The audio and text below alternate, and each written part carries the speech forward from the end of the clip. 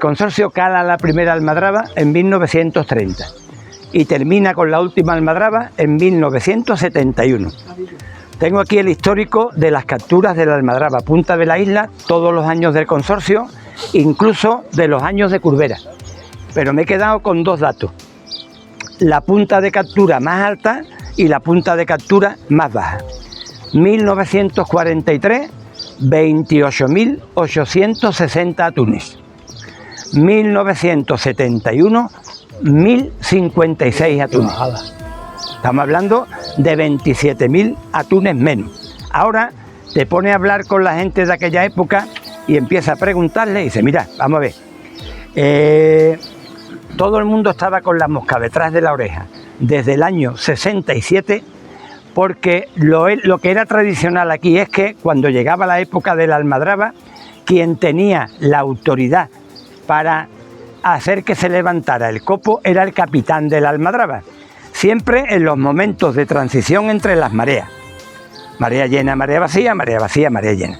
Llegaba el hombre, daba la orden y se hacía la levantar. Desde el año 1967 la orden tenían que darla desde Madrid. Y había días que el copo se quedaba lleno de atunes, no se levantaba, había que sacarlo. ¿Qué pasa aquí? ¿Qué cosa más rara? 67, 68, 69, 70 y 71, ¿vale?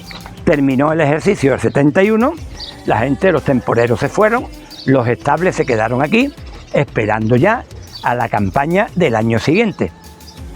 Normalmente a finales de enero llegaban los lateros, los que fabricaban las latas de conserva. No llegaron, o llegaron y no había materia prima para hacer las latas.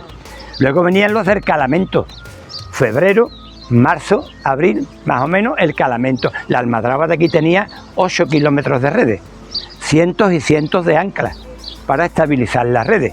No hay movimiento, pasa el año entero y nadie da la orden de que se cale la almadraba.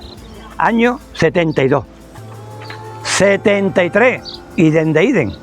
En enero nada, en febrero nada, ¿vale? Y llega el mes de julio, 27 de julio de 1973.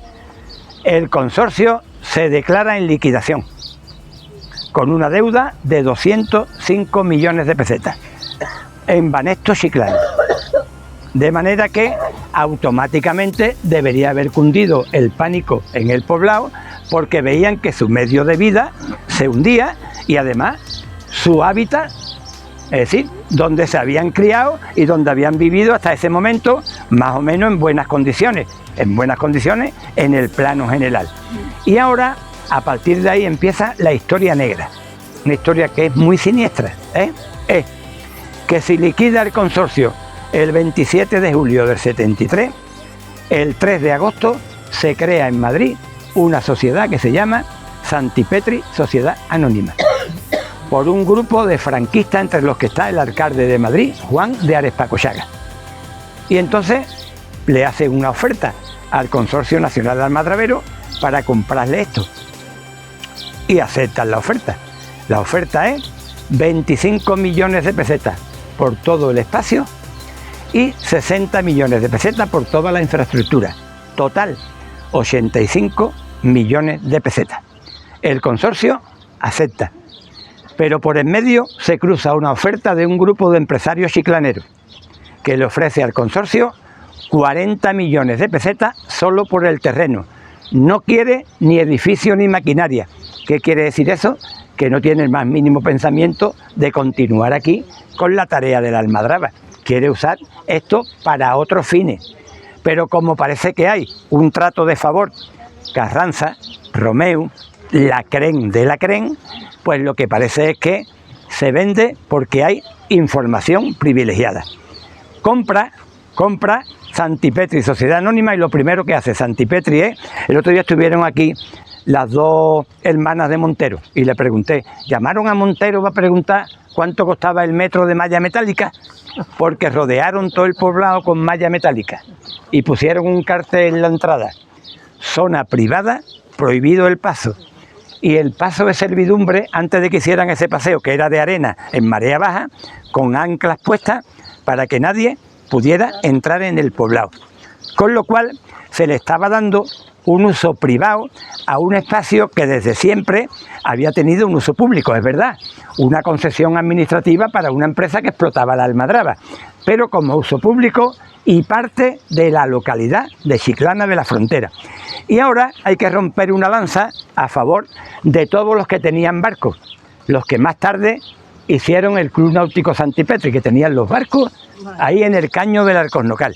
Y cuando vieron todo esto tapado con la valla, cogieron los barcos y en un ejercicio de resistencia ciudadana imprevisible en aquella época, estoy hablando de octubre del 75, cogen los barcos, le dan la vuelta y lo calan en el caño de Santipetri.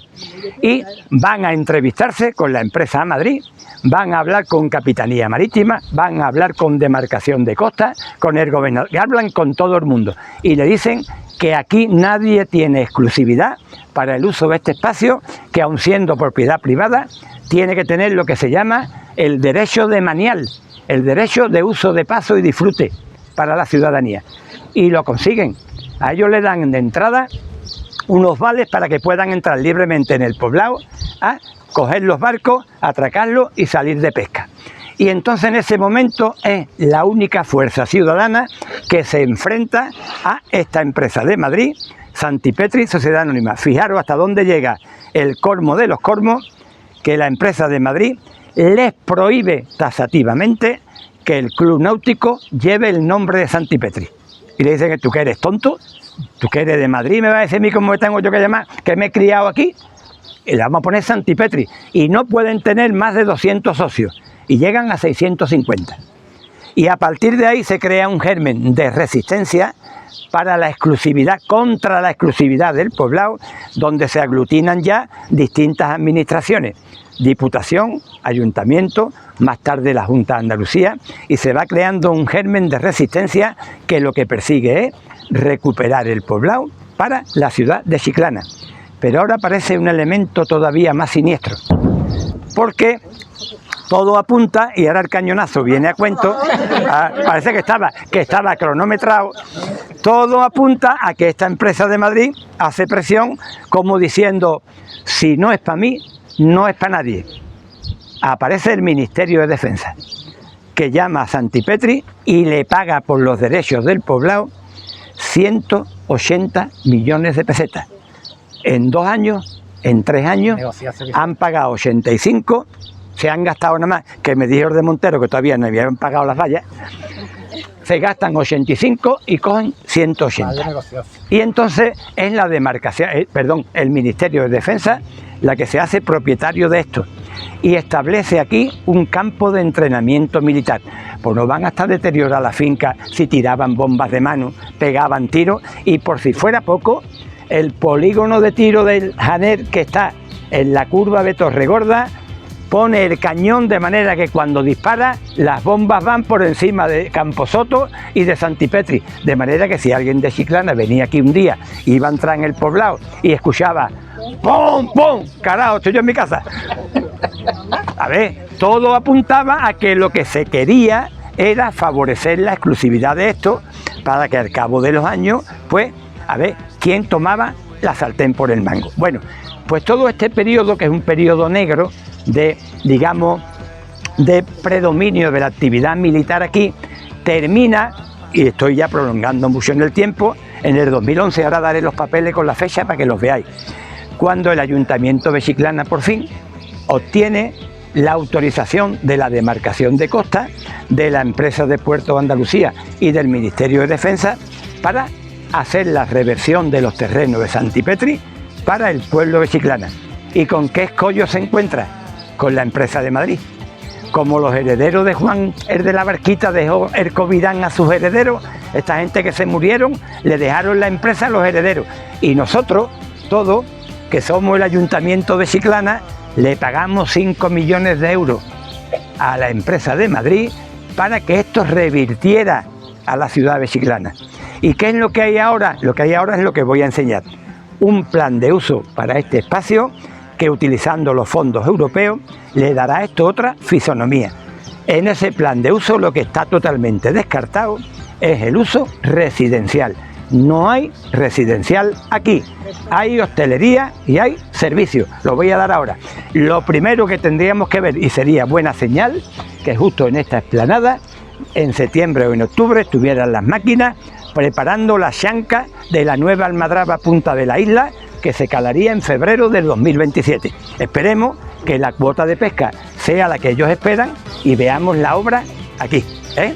El Concert Music tiene una concesión todavía de 5 años más y ahora el ayuntamiento tiene que conveniar, tiene que acordar con Empresas de Puerto de Andalucía, que tiene los amarres de ahí de la izquierda, tiene que acordar con la demarcación de costa, que es la propietaria de todo el perímetro, y con el Ministerio de Defensa, pero por lo menos tiene ya en sus manos los derechos de reversión. Esa es un poco la historia. Os enseño la fecha por un lado y el planning de ocupación del territorio. Venga, espero que haya ido bien.